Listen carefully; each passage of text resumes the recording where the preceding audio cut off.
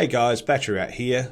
Just thought I'd give you a bit of a quick tip on something that becomes sometimes a little elusive. Most of the time it's pretty straightforward, but you can revert to this particular video whenever you need to. It makes it a bit easier to go straight to your editing software for YouTube. And it does change on different times. I've noticed that earlier 2017, 2016, versions of YouTube changes with updates. This one's in 2018 December, so it's close to 2019. I don't know whether it's going to change real quickly, but basically to get through to your editing area, so you can change your icons to what you've uploaded as far as videos go for gaming and such. Make sure you log into your account, so you've got your title, everything there.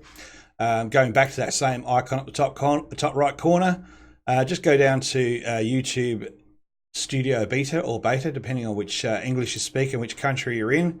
Now down the bottom left hand corner you'll have the original Creator Studio. Now that studio makes things a lot easier and straightforward to be able to edit. Just down the bottom left corner there, we'll go in there, and here's a couple of videos I've already done earlier. Another Subnautica episode here. So if I go into the edit here, you'll get a wealth of different things you can play around with. And that's basically where you want to be. All your transitions, all of your advanced settings, your descriptions and your titles, everything's there. The main part for me that I was trying to do, where I've come across this to try and make it easier and build a tutorial for people, is the customized thumbnail for this particular video. As opposed to just being a snapshot that they suggest through the video, you can actually just change it to any customized one you want there.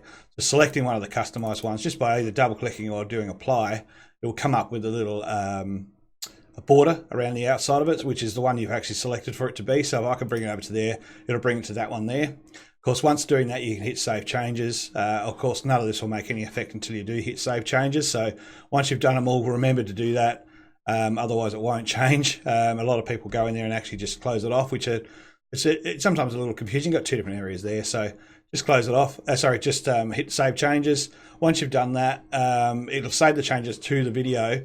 But depending on how the load that YouTube is actually receiving at the time, and your distance to YouTube itself, it can take up to a couple of minutes for it to actually change that icon over in the listing for your game channel, so or your YouTube channel as such. So I'll go over to that, and I'll see a lot of situations where you won't see the actual thing change, and people are saying, "What's going on there?"